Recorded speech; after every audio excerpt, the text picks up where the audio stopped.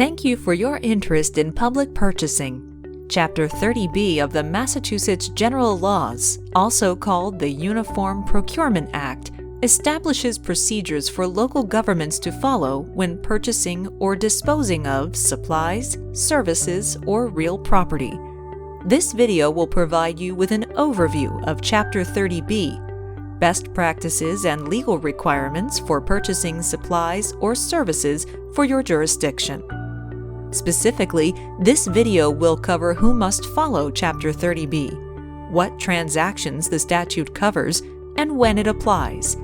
If you work for a city, town, housing authority, or other local government in Massachusetts, or you want to learn more about public procurement, this video is for you.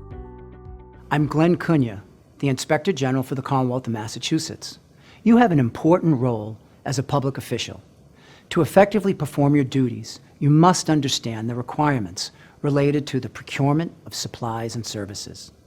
Your local governmental body must comply with Chapter 30B, the Uniform Procurement Act. Chapter 30B provides the tools you need to make best value procurements while promoting an open, fair, and competitive process. This serves both businesses and taxpayer interests and aids in the detection and prevention of fraud, waste, and abuse. Remember, if a contract is awarded without following Chapter 30B or in violation of the statute, that contract is invalid and payment cannot be made. So even if the vendor has delivered the supplies or a service has been performed, you cannot make payment for that supply or service. The best way to avoid this problem is to learn what Chapter 30B requires and do it correctly. There's a lot to learn about public procurement. The best way to start is to watch this video. Chapter 30B is the Massachusetts law that spells out the requirements and steps that certain local governmental bodies must follow when purchasing and disposing of supplies, services, and real property. The law aims to promote open, fair, and competitive procurements and protect public funds. We've broken the concepts down into 3 keys for understanding Chapter 30B: who, what, and when. We'll begin with the first key to understanding Chapter 30B: who.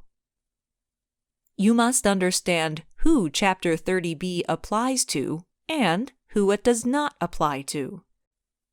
Chapter 30B applies to certain governmental bodies in Massachusetts.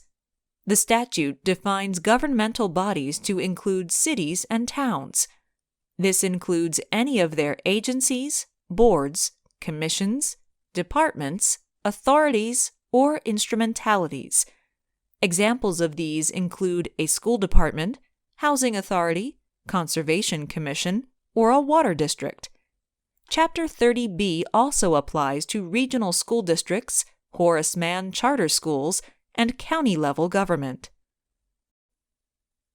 It does not apply to state agencies, including the executive branch of the Commonwealth, state colleges and universities, or county sheriffs and Commonwealth charter schools. Although not required to follow the statute, some colleges and Commonwealth charter schools adopt a Chapter 30B model for their procurements. Keep in mind, although you may not be required to follow Chapter 30B, your governmental body may choose to follow the statute. The second key to understanding Chapter 30B is what. You must understand what purchases the law applies to.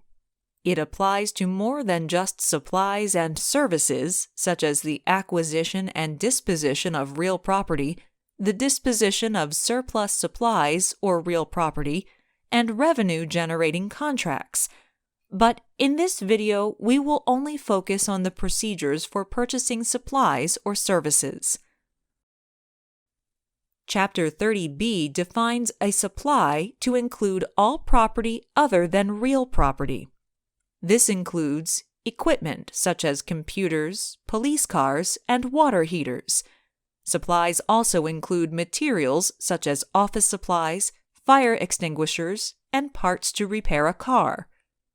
Services are defined as the furnishing of labor, time, or the production of a report. Examples of services include janitorial services, printer maintenance, food service management, and a report on a city's strategic plan. Now that you know how supplies and services are defined, you must understand what transactions fall under Chapter 30B. Keep in mind, when purchasing supplies or services, the source of funding does not matter. If you are purchasing supplies or services and there is a contract that will be awarded between your governmental body and a vendor, Chapter 30B applies. For example, a school district may have a contract with a vendor, but the students are the ones paying for the supplies. Since the school entered into the contract, it must follow Chapter 30B to purchase the supplies. The next key to understanding Chapter 30B is when. That means Chapter 30B specifies different procurement methods that you must use depending on the estimated cost of your purchase, so it is important to know when to use each procurement process. Chapter 30B establishes 3 distinct procurement thresholds that determine the procedures you must follow for your purchase. The thresholds are based on the cost of the supply or service you are purchasing. In this section, you'll learn when to use each procedure and when to conduct an emergency procurement. The thresholds in Chapter 30B are based on the principle that scaled procedures enable local jurisdictions to devote more attention and resources to larger procurements. For purchases of less than $10,000, you must use sound business practices. For purchases of more than $10,000, but not more than $50,000, you must solicit price quotations. And for purchases of more than $50,000, you must solicit competitive sealed bids or proposals. It's important to note that the procedure you use depends on the total cost of the supply or service you ultimately purchase.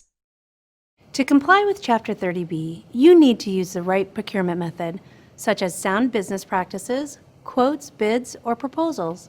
Specific dollar thresholds trigger the method you need to use.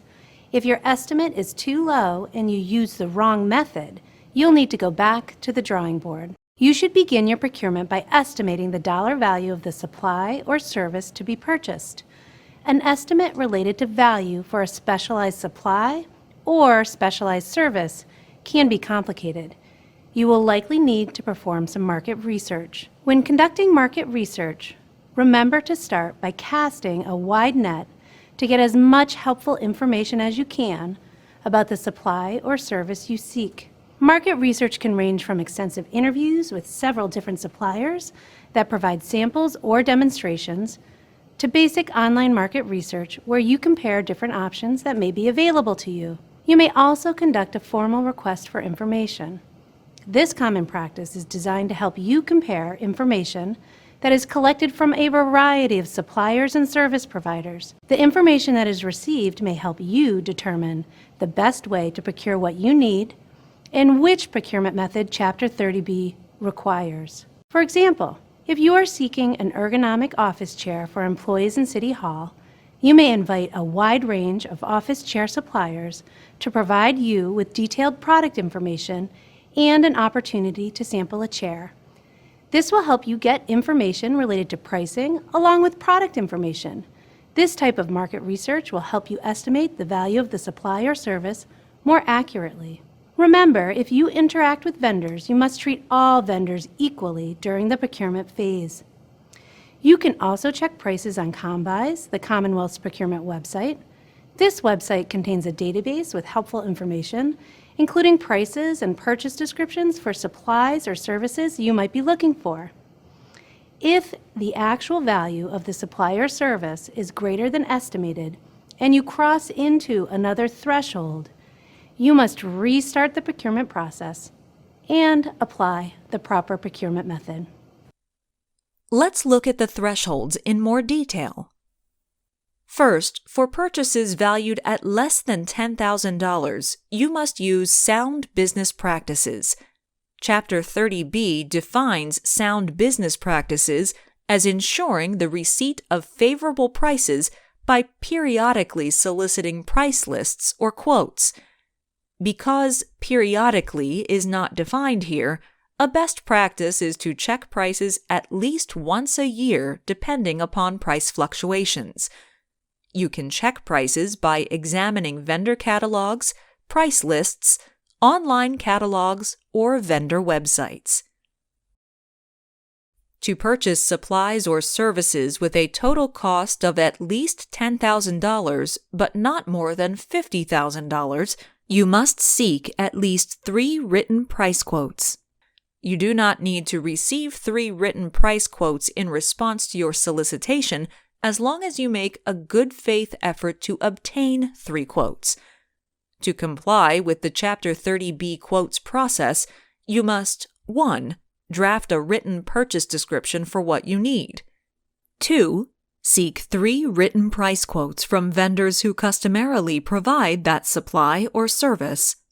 3. Select the responsible vendor that's responsive to your solicitation, offering the quantity and quality of the supplies or services you need at the lowest price. And 4. Document the process. As we just mentioned, you must select the responsive and responsible vendor. Now, let's look at what that phrase means. A responsive vendor meets the minimum requirements set in your solicitation, and their submission includes all required documentation. For example, if a vendor offers a supply or service that does not match what you asked for in your solicitation, then the vendor is not responsive. A responsible vendor has the capability, integrity, and reliability to perform the contract.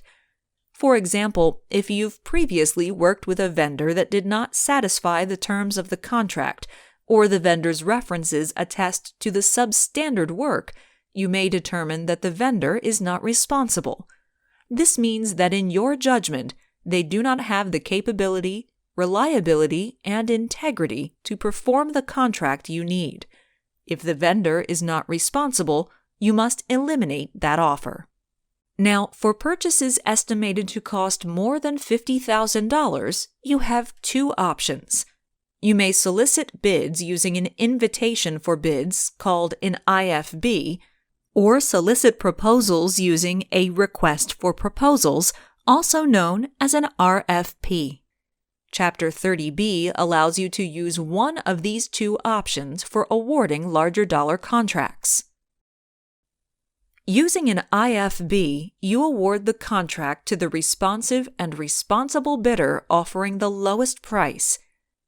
RFPs allow you to weigh the relative merits of proposals. You award the contract to the responsive and responsible offerer submitting the most advantageous proposal, taking into consideration the proposal's relative merits and price. Chapter 30B also requires that your jurisdiction appoint a chief procurement officer before conducting an RFP. Now let's look at the differences between IFBs and RFPs. When procuring supplies or services with a total value of more than $50,000, you may either use an invitation for bid, or IFB, or a request for proposal, or RFP. Using an IFB, you award a contract to the responsive and responsible bidder offering the lowest price. By contrast, an RFP allows you to award a contract to the responsive and responsible proposer who submits the most advantageous proposal to your jurisdiction, taking into consideration price and non-price factors. The RFP requires you to create objective standards of acceptability and performance measures known as evaluative criteria. For example, the number of years of experience a consultant has. RFPs are appropriate when you want to evaluate the relative merits of a proposal rather than simply selecting the lowest price proposal like you would with an IFB. For example, an RFP lets you rate a consultant with 10 years of experience higher than a consultant with only 5 years of experience. With an RFP, you only look at the proposed price after you complete the evaluation of the non-price portion of the proposals. An RFP does not require you to select the lowest price proposal. You may accept a higher price proposal if that proposal is more advantageous to your jurisdiction. For example, you may determine that the value-added benefits in the proposal are worth the added cost. Keep in mind, if you do not award the contract to the responsive and responsible proposer offering the lowest price, you must prepare a written justification for doing so. Also, it is important to note that you may only use an RFP if your jurisdiction has properly appointed a chief procurement officer prior to issuing the RFP. In summary, use IFBs if you are willing to award a contract to any responsive and responsible bidder offering the lowest price. Use RFPs when you want to consider evaluative criteria in addition to minimum quality requirements and price. Remember, you are not required to accept inferior supplies or services or select an irresponsible vendor.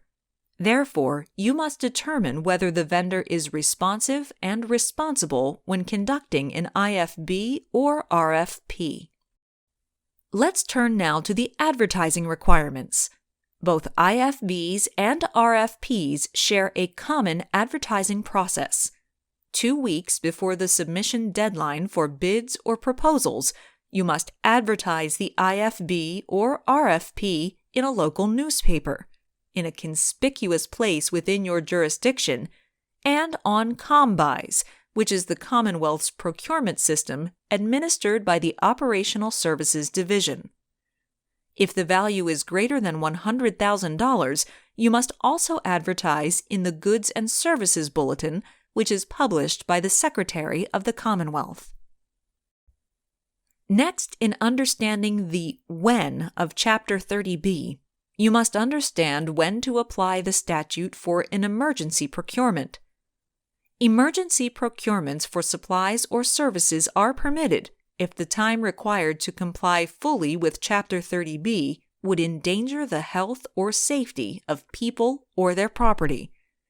In that case, the governmental body may procure the needed supply or service without fully complying with the statute.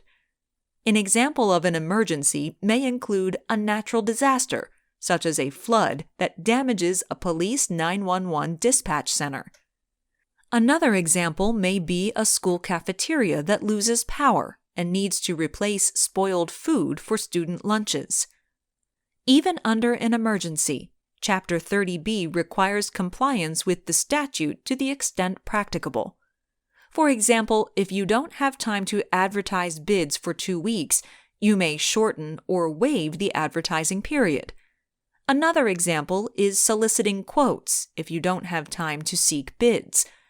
But remember, you may only purchase the supplies or services necessary to meet the emergency. For example, in the event of a flood, you may purchase mold remediation services, but you cannot purchase replacement furniture under the emergency. Keep in mind that there are documentation and notice requirements for an emergency procurement. You must maintain a record of each emergency procurement, including the basis for determining that an emergency exists, the name of the vendor, the amount and type of the contract, and a list of the supplies or services purchased. Regardless of the nature of the emergency, notice of the procurement must be published in the Goods and Services Bulletin. Now you know the 3 keys to understanding Chapter 30B for purchasing supplies or services, but there is a lot more to learn about Chapter 30B. For example, you should be familiar with sole source procurements, proprietary specifications, which supplies and services are exempt from Chapter 30B, and the procedures for the disposal of surplus supplies. Remember to review your local bylaws or ordinances, since they may establish additional rules governing purchasing, and these local rules may have additional requirements. And of course, your jurisdiction's responsibilities don't end with the procurement.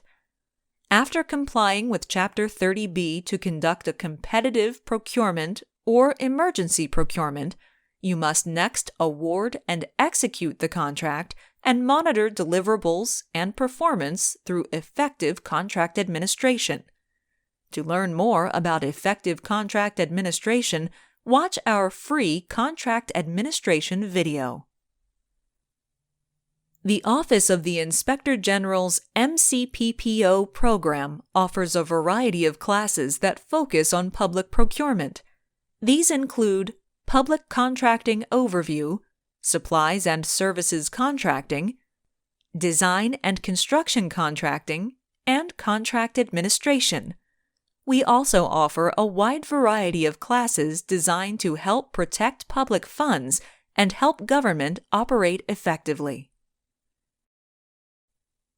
In addition to the MCPPO program classes, the Office of the Inspector General has a number of resources available on our website. I hope you found this basic overview of public purchasing for supplies and services helpful. Now that you know some of the basics, you have a better understanding of what you are required to do. However, there's a lot more to learn about Chapter 30B, such as special procurements, drafting specifications, and procedures for disposing of surplus supplies. Our office provides a number of resources to public officials with questions about Chapter 30B. We urge you to use these resources, like our online library of manuals and quarterly procurement bulletins, to learn about the application of the statute. And remember, contact our 30B hotline with any procurement questions. We also offer a variety of classes through our MCPPO program, including Public Contracting Overview and Contract Administration. So please, be proactive and learn what you need to do to be an effective public official in Massachusetts.